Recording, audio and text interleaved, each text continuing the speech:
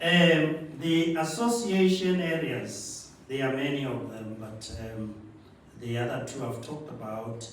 But I will talk about the functions in general, the association areas. That these are the areas that actually they associate incoming sensory information with information stored in the brain. In other words, when an information comes in, it compares it with whatever is already existing in the brain. The second function of association areas is that the information is also associated with information arriving from other receptors. So the brain is quite busy. So when information comes in, it doesn't only look at one information, it assesses it in relation to what is already there and also compares it with other information that is coming. That's why the brain will decide that the best thing to do when you touch a hot object is to quickly remove your hand. Even though you were thinking of sitting, it will tell you remove your hand. Because it associates your thinking with what is most urgent. I think we get it now. Right. Then the other function of these areas is that the information is interpreted and given meaning within the present context, and where need be, a decision about appropriate response is made. I've just given you an explanation. And these areas, therefore, are also involved in memory, learning, and reasoning. And to some degree, some people say if these areas are more excited and they are more active and they achieve more, they call that person intelligent. Right, okay. Let me now go to what scientists talk about in terms of the physiology of intention, which is closely and almost the same as imagination. This is where my begging for imagination comes from. They say, intentions it involves a complex interplay of brain regions. Many regions of the brain play together, kindly working together to plan, to encode, to store, to retrieve intended action. When there is an action to be done, the brain works from different regions and they do the following. They together plan, they encode, they store, and they retrieve, and then action comes. These intentions, especially those that involve remembering to perform an action at a later time.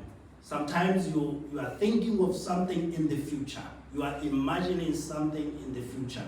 So now, in relation to performing a future task, they are very, very important in the following manner.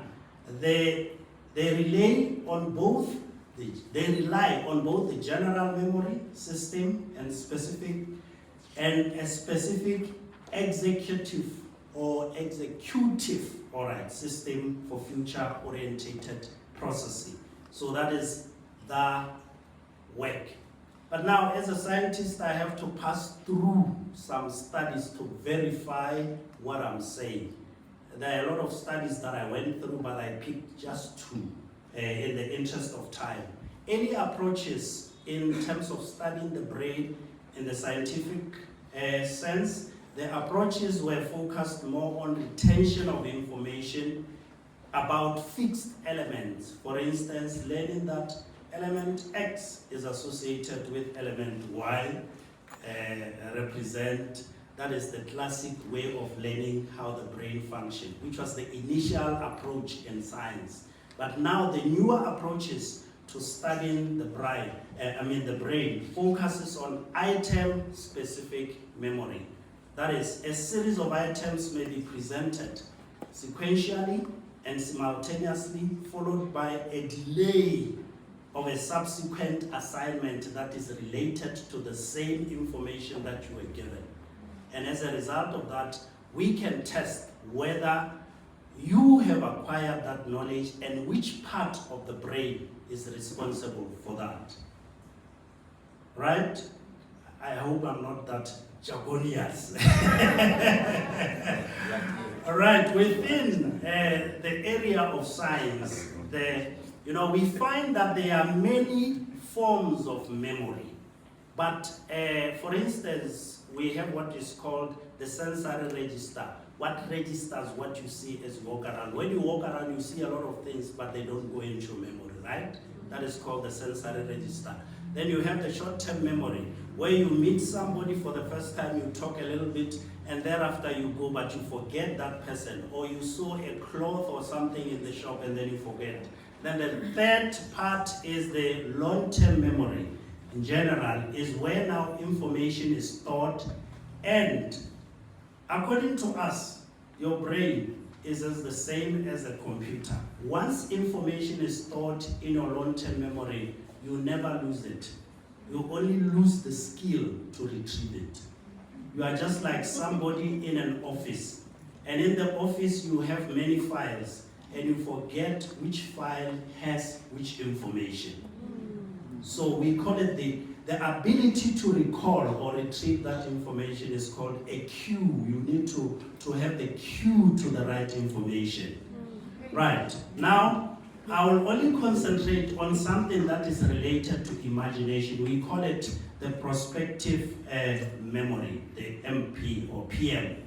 And its function, we say, the function that enables a person to carry out an intended action after a delay. When you imagine something, you don't do it there, isn't it? There's a delay, and after that delay, you do that action. And this is what we call the prospective memory. And it's the ability which is at the heart of competent behavior in everyday life. The ability for us to do competent behavior is all because of the prospective memory. It binds together complex, goal-directed behavioral sequences and enable a person to carry out their plans and wishes in a meaningful order and at an appropriate time. So this is what we call the prospective memory, which is all the same as imagination. You imagine something good, and then at the appropriate time you execute it. When you do that, remember, it's not your ability, it's your God-given brain. God put it there for a purpose that it should do this. Now, let's go to the scientific studies. There's a current consensus amongst investigators that at least some of the processes which are critical to realizing an intended action, an intention, or something that you have imagined for a long time are supported by the brain structure, mainly located in the frontal lobe of the brain. The frontal lobe, just remember I said the frontal lobe, but you know it's part of your cerebral hemisphere. Never mind the terms. Now, this first study that I'll talk about was done by a certain group of people, Begis and others, in 2001. And in this study, they reviewed patients who had lesions. They said lesion loci of 5 neurological cases. In other words, they were looking at science. When we say a loci, we mean a point, right? I don't know, we just want to sound scientific. A specific point, a loci of 5 neurological cases whose everyday life was actually impaired and included failure to create and carry out intentions. So these people were impaired, and after they were impaired, they could not do anything. They could not imagine anything. They could not carry out intentions. So this group of scientists tried to find out how this came about. And they reviewed these lesions, and they found that the following, that all these cases had sustained a damage at least on one part of, I can't mention all the names here, let me just say one part of the brain that we said predominantly the frontal lobe or the cerebral hemisphere, they found that these people had an injury in those areas.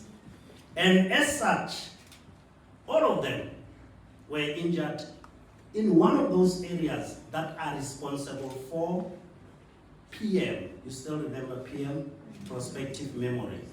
There are areas that are listed that these are the areas in the brain that are responsible for imagination or intention. All of them were injured in those areas. And these are the conclusions that they made. That the interior, let me use these words. Let me just say, parts of the brain, the cerebral hemisphere, were actually responsible for retrospective memory component of the PM. The second conclusion they made is that it is also involved in planning. That is, there's one area in the brain, let me just say it to show you that at least I've learned one or two things from school, right? It's called right dorsolateral prefrontal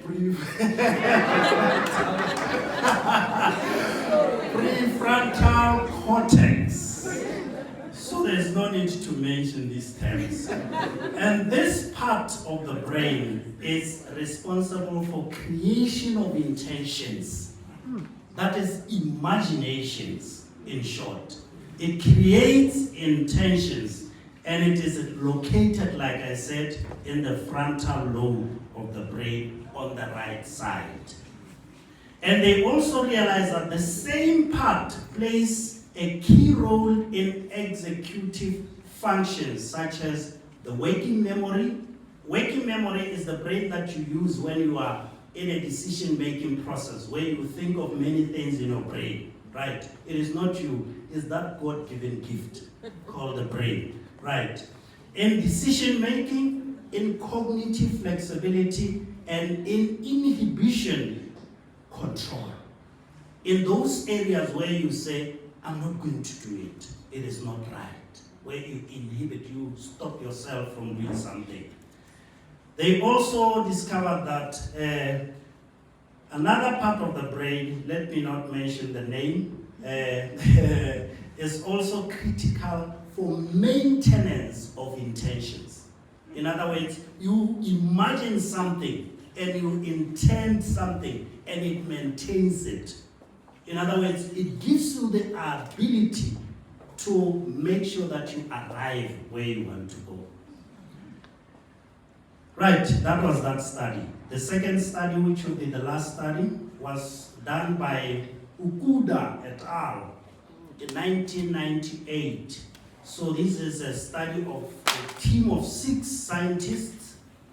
And, okay, I forgot to tell you, the first group were using a different method, which is called Damasio and Damasio method of CT scan analysis. I guess it's a scientific thing, right? You know CT scan. That is the method they were using. Now the second group, they were using another method, which is called positron emission tomography scan. That is actually a nuclear imaging technique used to observe metabolic processes and functions, activities of the body, especially the brain. And we have doctors here that will clarify it later. No, I'm not. So these people, when they did that study, they would observe while those people were in the scan, if they give them an instruction, they gave them some, nouns at the beginning of the experiment, and they will ask them to relate the nouns to other nouns that they were supposed to relate. And they observed what happens to the blood flow in the brain. And when they observed, they realized that whenever that person remembered that the blood flew faster to the areas of the frontal lobe of the brain, the areas earlier identified by the other group of scientists. So although these two people, or these two scientists or group of scientists were using different methods, the discovery was the same. And therefore, it is safe for me to conclude that those parts of the brain play a role in prospective memory and equally play a major role in imagination. So when you imagine something, it is in the prospective memory. And within that prospective memory, there is also a part that maintains the intention. There is also a part that helps you to execute the intention. Right. This is a network of, like I said, metlakase and all the like. Right. And this is in a way to ascertain that the human brain, we are created with an imaginative ability which is enshrined within us in the way that God had made us right at the beginning. And these receive a network of transmissions, information from different sides, and it results in certain behavior patterns. So when somebody behaves that way, we know one part of the brain was excited. And then that's why, I will give you a simple example. There's part of the brain that is called the hypothalamus, which is one of the things that it does is it is responsible for satisfaction, contentment, let me put it that way. I don't want to use the scientific terms that they use. So when we see somebody very stingy, wanting to, we know that that hypothalamus is over. Now coming to the conclusion, ladies and gentlemen, I want to say we are a product of imagination. Like Pastor Kokwe rightly stated, even God imagined us first. He imagined the world first. He imagined everything that is there first. And then after that, gave birth to what was initially in the imagination. And my statement for the day to you is that no man is greater than his or her imagination. Oh, yes. And therefore, those imaginations have to be submitted to God. And then I want to just close with two verses. Proverbs 23:7 says, "For as a man thinketh in his heart, so is he." Your imagine determines who you are. And then Proverbs 4:23, which I said is our memory verse. As a pastor, but I'm also a Sunday school teacher. I want you to memorize that one. I want you to memorize it in the Good News version. It says, "Be careful how you think. Your life is shaped by your thoughts." Hallelujah. Oh, yes. With those few remarks, I will challenge you, or especially the young people, go into ChatGTP, right? And then you ask the ChatGTP to give you the regions of the brain, their role in imagination, and their role in prospective memory. You will see a lot of correlation. I have it here, but you can't see it, but I have it here. In those short notes, I want to say, Odi, thank you so much. I enjoyed the parts that I read, said about the 8 areas of imagination, powerful. And I hope that I will tap the anointing to start writing as well. I want to promise my father, if you promise your father, you have to do it. Next year by that time, my father, I will have written a book. Thank you so much. Thank you.